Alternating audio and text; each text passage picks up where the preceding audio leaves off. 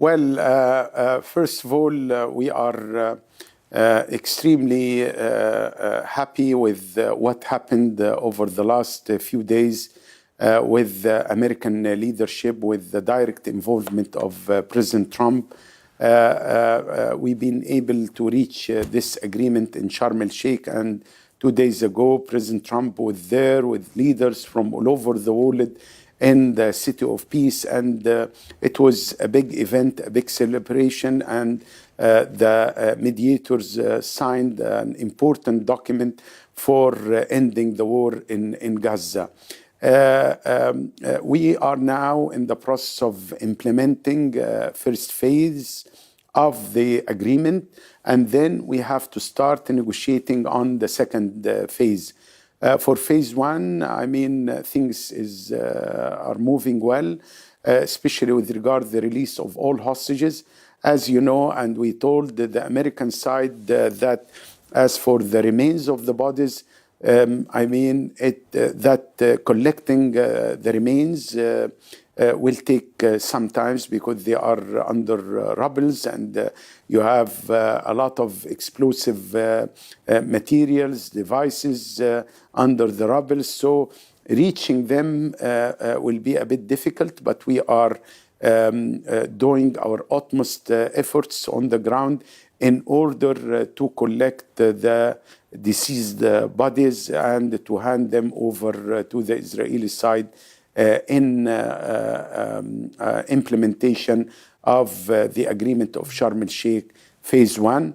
But we are expecting, of course, the flow of humanitarian aid into Gaza, opening of the crossings as soon as possible, and that's very important. And then to focus on the second phase, which will not be easy, it will be difficult, but with the political commitment, with the involvement of President Trump and the United States, with the interest of the international cooperation, I believe that we can reach another agreement on phase two and then clear the way forward for a final conclusion to this conflict, the Palestinian problem, which is considered the core of the conflict in our region. Exactly, Mr. Foreign Minister.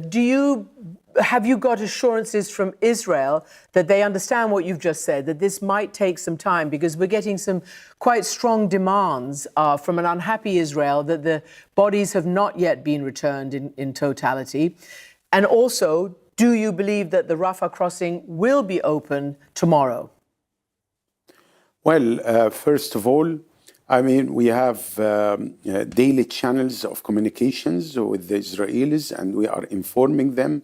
Secondly, during the meeting between President Abdel Fattah al-Sisi and President Trump in Sharm el-Sheikh the day before, you know, we conveyed the same message. President Sisi spoke very openly that there are some impediments on the ground, and we need to do extra efforts to find and to discover and to collect the remains of the bodies in order to be able to return back them to the Israeli side as soon as possible, because this is part of the deal, of course. As for the opening of the Rafah crossing, as we always saying, it's open from the Egyptian side 24/7, and we are working with the Israelis to open their crossings also with Gaza and to allow the flow of materials, humanitarian aid, medical aid, because this situation on the ground is catastrophic, and we need literally to flood Gaza with food and with relief materials and and the medical equipments and the materials, of course.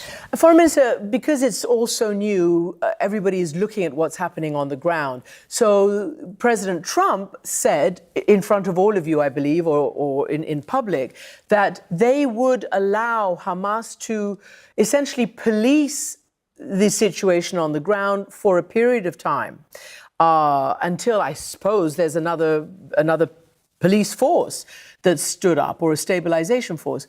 In the meantime, pictures have emerged of Hamas essentially executing certain people on the ground.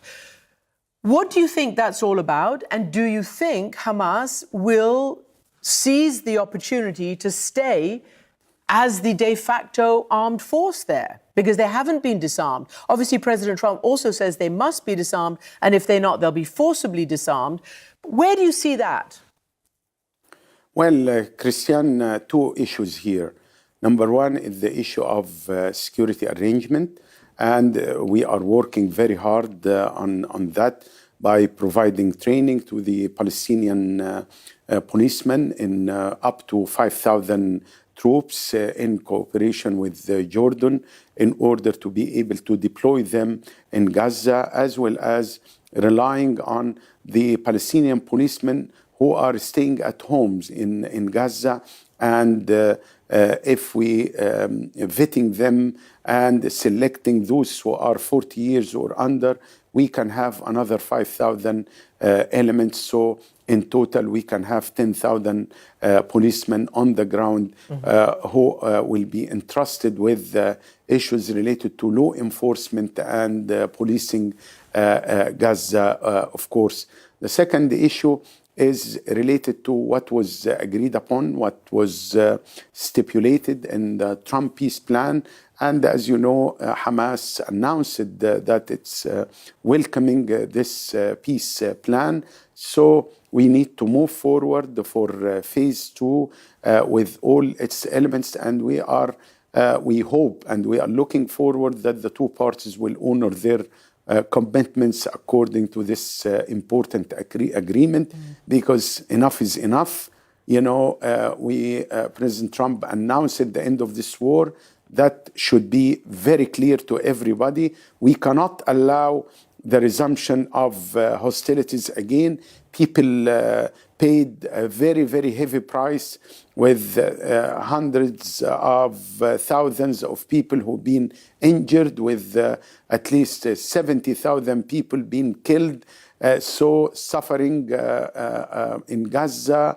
And that's why we have to look to the future and to see this golden opportunity in order to implement and to work forward for agreeing on, first of all, implementing all elements of phase one, negotiating and agreeing on phase two, and then we must look to the political horizon, which will, of course, lead to the two-state solution, and that will put an end to the suffering of the Palestinians and bringing an end to this chapter of conflict, of problems.